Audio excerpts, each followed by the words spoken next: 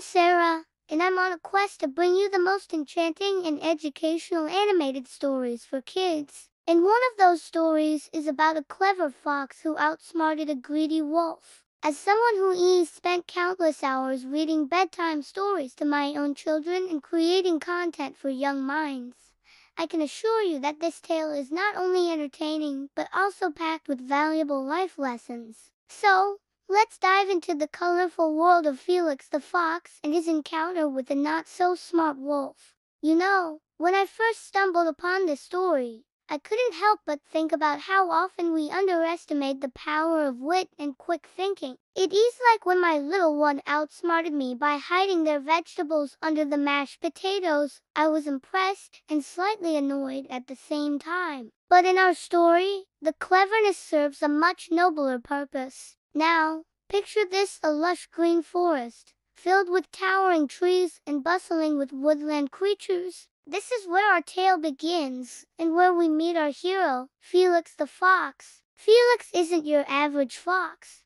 Oh no, he's got a bushy red tail that is almost as big as his brain, and let me tell you, that's saying something. Felix was known throughout the forest for his kindness and his knack for solving problems. Whether it was helping Mrs. Squirrel find her lost acorns or teaching the young rabbits how to hop quietly, Felix was always there with a smile and a clever solution. But little did he know that his biggest challenge was just around the corner, hiding behind a large oak tree with a growling stomach and a mean glint in its eye.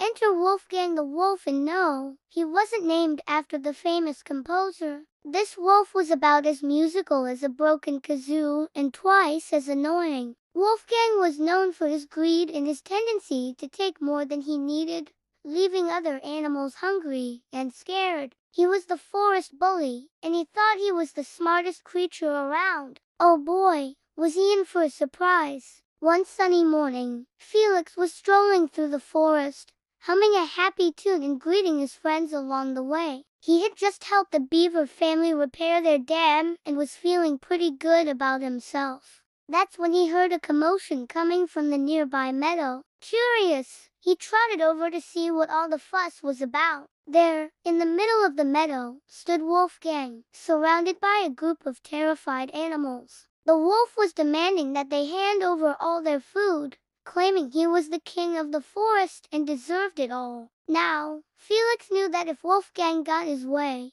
many of the smaller animals wouldn't have enough to eat for the winter. He had to do something. But what? That's when Felix had an idea. A clever, sneaky, absolutely brilliant idea. He straightened his whiskers, put on his most serious face, and marched right up to Wolfgang. "Excuse me, Your Majesty," Felix said with a bow so low his nose almost touched the ground. "I couldn't help but overhear your royal proclamation."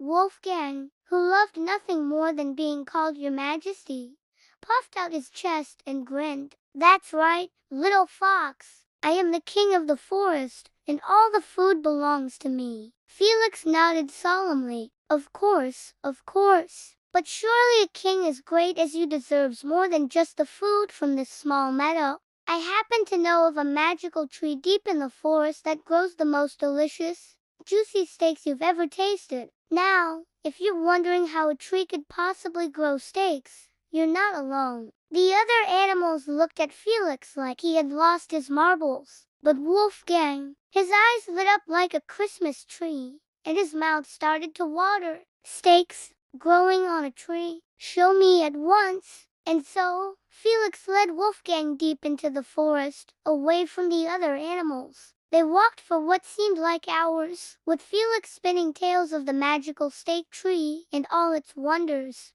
Wolfgang was so excited he didn't even notice how far they had gone or how tired his legs were getting. Finally, they came to a clearing where a single, gnarled old tree stood. Its branches were bare, and it looked about as magical as a piece of driftwood. But Felix wasn't deterred. He pointed to the tree with great enthusiasm. "There it is, Your Majesty, the magical steak tree." Wolfgang looked at the tree, then at Felix, then back at the tree. But there are no stakes, he said, his voice a mix of confusion and disappointment. Felix nodded sagely. Ah, but you see, Your Majesty, the stakes only appear for those who are truly worthy. A king as great as you must simply close his eyes, turn around 3 times, and bark like a dog. Then the stakes will appear. Now, if you're thinking this sounds ridiculous, you're absolutely right. But Wolfgang was so greedy and so eager to prove he was worthy that he didn't even question it. He squeezed his eyes shut,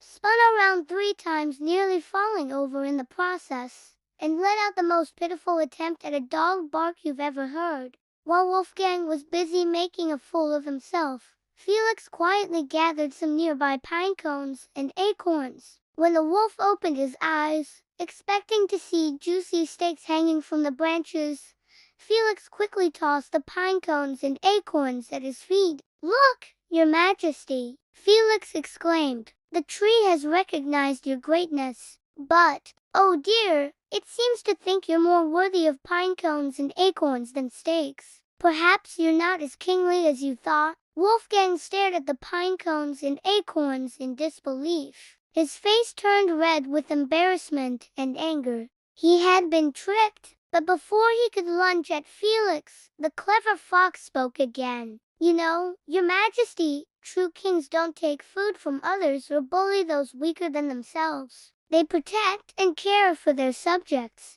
Maybe if you start acting like a real king, the tree will give you real steaks next time. And with that, Felix darted away, leaving Wolfgang to ponder his actions. The wolf looked at the pine cones, then at the long path back to the meadow, and finally at himself. For the first time, he felt ashamed of his behavior. When Felix returned to the meadow, he found the other animals still huddled together, worried about what Wolfgang might do when he came back. But Felix reassured them with a wink and a smile. Don't worry, my friends. I think Wolfgang has learned an important lesson today. And if he hasn't, well, I know a tree that grows broccoli that might change his mind. The animals laughed, relief washing over them. They thanked Felix for his bravery and cleverness, and from that day on, the story of how a smart little fox outsmarted a greedy wolf became a favorite tale in the forest. As for Wolfgang, well, he did eventually find his way back to the meadow, but something had changed. He was quieter, more thoughtful, and though he never admitted to being tricked by Felix,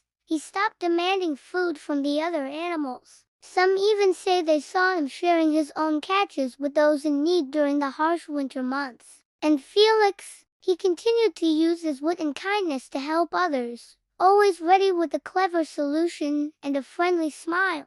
Because he knew that true strength doesn't come from being the biggest or the scariest, but from being smart, kind, and willing to stand up for what's right. So, what can we learn from Felix and Wolfgang? Well, for starters, it's always better to use your brain than your brawn. Felix showed us that quick thinking and creativity can overcome even the toughest challenges. He also taught us the importance of standing up for others, even when it's scary. Wolfgang, on the other hand, learned that being greedy and mean doesn't pay off in the long run. He discovered that true respect and friendship come from kindness and fairness, not from bullying and taking what isn't yours. This story is perfect for children aged from -10, helping them understand complex ideas like problem solving, empathy, and the consequences of our actions. It's a great tool for parents and teachers to start conversations about bullying, sharing, and using our talents to help others. Remember,